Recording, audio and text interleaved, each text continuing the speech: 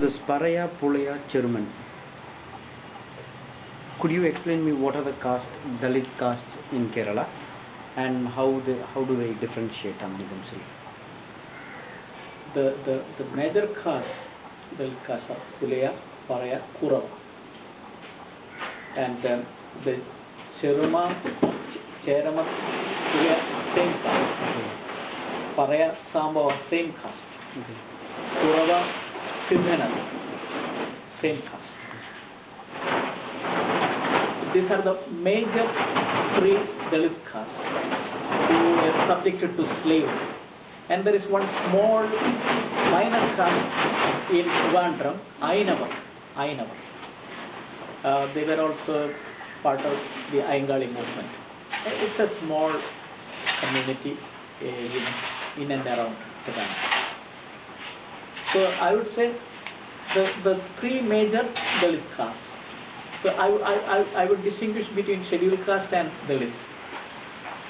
I wouldn't say that because there are a number of castes which should go with the OBC, which are included in the scheduled caste, and they take the major chunk of the reservation. What are they? There are the Parava, the community of K.R. Narayana, Velan, that kind of communities are. A number, they are small communities, but they had some literacy, they had some Vaidya, medical practices, and they had their right to opportunity to go to the veranda of the upper caste. A lot of small communities are included in scheduled castes who never identify with the Pulayas or Parayas or Kurava. Oh, they don't identify. Velan. No. And but do they also get untouchability feeling by the upper caste? Not much. Not much like Paraya. No. And you were also talking about earlier the difference between how Ambedkar is taken and how... Yeah, it's not a common and I would say an illiterate kind of division between the Parayas and the Pulayas. For a long time, see, one thing is Ambedkar did not make any impact in Kerala. Because the Ayangali movement was very strong. Yeah, it was anterior to the Ambedkar movement. Ayangali was already accommodated in the legislature in Travancore in 1911. So they did not have to draw any inspiration from Ambedkar. So they did not have anything to do with the Pulaya movement, have anything to do with Ambedkar. But somehow the Adi Dravida movement, which came through the Tamil Nadu Parayas to South Travancore, to the Paraya community in Kerala,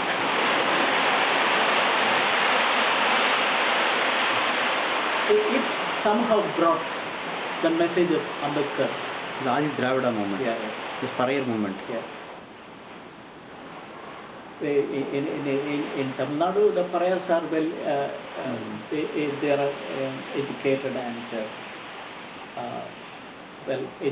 and well off compared to the Pallas And how about the intercaste marriage between all of these? Is it randomly happens or is it very rare? Random.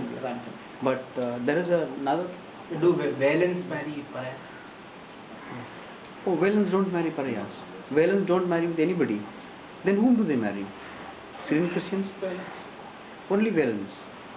Well, other thing is there is a big population here migrated from Tamil Nadu. They are called as Totis, scavenging population. And they are not considered as a Malayali still, but the migration happened some 50 years before. So that does marriages happen, though you said that between Pariahs and Germans there is no any kind of barrier between marriages? There is barrier, but this marriages take place because they come to work in the same field, in the same site. In the sense, the same status they will marry, or else they will not marry. But even if a scavenging toti is the same status, will the Pariah marry? Is there any incident like that? No. No, they will not marry. No, so that there is a big... Because the totis were always considered as alien foreigners. Okay. Brought to Kerala by the government. There is novel Kottayam. So that can I understand with this whole discussion on this caste, Pariah, Pulaya, Chiruman and all, and the present condition, like a big movement which you said, 1911 Ayangali was part of this state apparatus demanding thing, and you need not any inspiration from Ambedkar. It means that Kerala was once a progressive coming forward, not that kind of a progressive, talking about caste openly debating, because there were incidents where women were not allowed to wear a bra and all, the jacket. So that what this I'm thinking is it after the left introduced this politics, it started suppressing all movements? And so that, could you explain that a little more? Caste was repressed by class. Could you just give me a gist of it, like that? See, by 1939, 1940, all the stalwarts, the Dalit stalwarts, Ayangali, Koyil, Yohanan, Pambadi John Joseph, these were the three major leaders. They died. All of them died. And it was a time when the left was organizing, coming up. And the left completely captured these lower caste movements. So Kerala Pulaya Mahasabha was an auxiliary of the Communist Party. It still is. Pulaya Mahasabha recruits to CPI. Even first it was CPI, the undivided CPI. But when there was division, the CPM dominated. And now there is division between the CPM and the Congress. So KPMS is sort of affiliated to CPM. So that let us think like this. There is a caste structure where there was one time of untouchability very much practiced. There was a Periyar movement also infiltrating, and Dravidian movement. But now what happened is the caste structure is there and people are comfortable living with that. So that they live as they live. They don't complain about the caste. And it is only intellectuals like you who complain. So that can I take like that? It's a reductive way of saying, but no, let me put it like this. Till the 1930s, caste was openly discussed. So if you look at early Malayalam movies, Neelakuyil and all, people are addressed on the basis of caste. Puliyan Bono, Nair Bono. Oh, no. Mohammedan Bono. So it's like that in the early Malayalam. So it's just openly discussed. Somehow, when the progressive communist movement came up, it relegated non-progressive things like caste into the class, into the private. The public space was this sanitized area of rationality. But somehow the caste question was not properly addressed with this division of private into public. So the other thing what I was thinking is, when we are talking about this Dalit intellectuals you were talking about, there is a new kind of a phenomenon uprising from within the Dalits in Kerala intellectual community.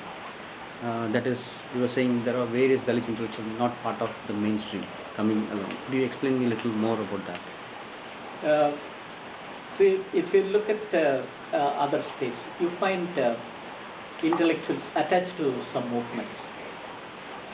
But you don't find such a phenomenon in Kerala. There are a number of Dalit intellectuals.